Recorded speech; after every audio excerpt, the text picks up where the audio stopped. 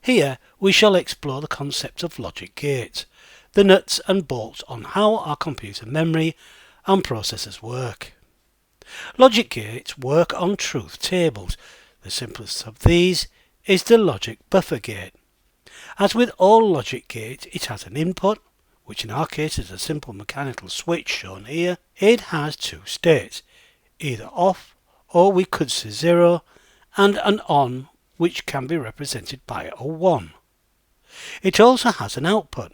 Again, in our example, it is an LED. In the off position, we can say it is a 0 output, and when it is on and the LED is illuminated, it can be represented by a 1. Since the input and output can either be a 1 or 0, then we need to expand and explain our truth table. The logic buffer gate is represented by this symbol. To complete our circuit, we need a battery and a protection resistor for the LED. We shall come back to both of these devices later. But before continue, we should be aware that both the battery and the LED have polarity. In other words, you need to identify the positive and negative terminal of each device. The switch and the resistor can be connected either way around. Again, more about this later. Let's connect all these devices together to complete the circuit. In our example, the route of the electric will be from the positive to the negative in a clockwise direction. So when the battery is connected, the route will be to the switch, and since this is open, the input will be off or 0. Also, the LED is not illuminated, so this will also be off or 0. Now let's reset the circuit and close SW1 or our input. Now we can see the input as 1 and the output is also 1. The result of our truth table is now complete. So a logical buffer gate states that when the input is 0, the output is 0, and when the input is 1, then the output is 1. Let's see a practical example of this using a breadboard. The power supply is normally connected to the two top lines marked as positive and negative. The holes at the top are connected from left to right as shown, likewise with the negative. This is repeated at the lower part of the board, so a battery could be connected here, or a connecting wire could be connected to the top connector and fed to the lower connectors. We can see here that A, B, C, D and E are marked at the far right and left hand side.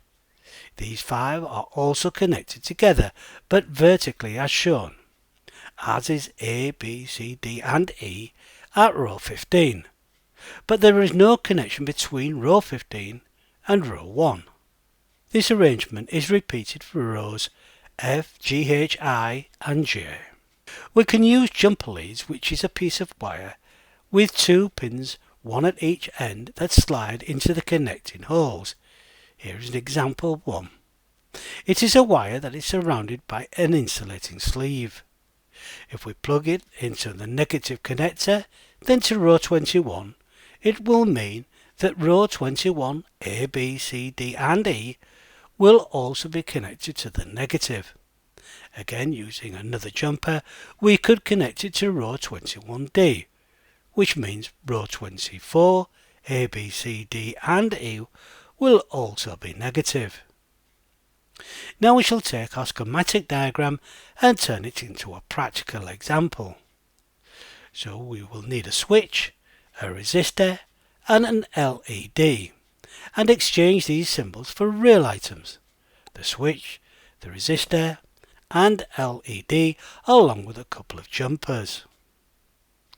There are many ways of connecting this circuit, and it is recommended that you use the one shown here if you are in any doubt. The first item we shall use is the switch. We have chosen to plug it into row 10 and 9. We could have chosen another location. When the switch is off, there is no connection between row 10 and 9, but when it is switched on, a path is made between these two rows. We can see one part of the switch is connected to the positive in our schematic diagram. So we have plugged a jumper wire from the positive to row 10 of the switch. The other side of the switch is connected to the resistor or R1. Remember that row 5A, B, C, D and E are all connected together. The LED is connected to row 5 and 4, which means a lead is connected from row 4 to negative to complete the circuit. Since the rest of the breadboard is not being used right now, we shall increase the size of the area we are using to clarify things and include our truth table. As before, the electric route is shown in our schematic diagram, and it flows directly to the switch. In our breadboard example, the route is shown here.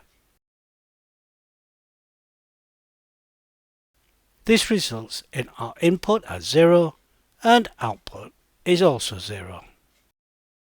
Back to our schematic diagram, and we close the switch and run the simulation again, and as a result the LED illuminates.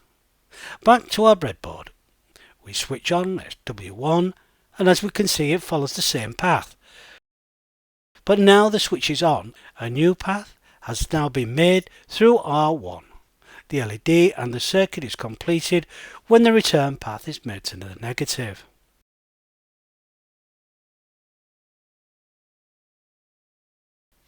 So the truth table for our logic buffer gate is when input is 0, the output is 0, and when the input is 1, the output is 1.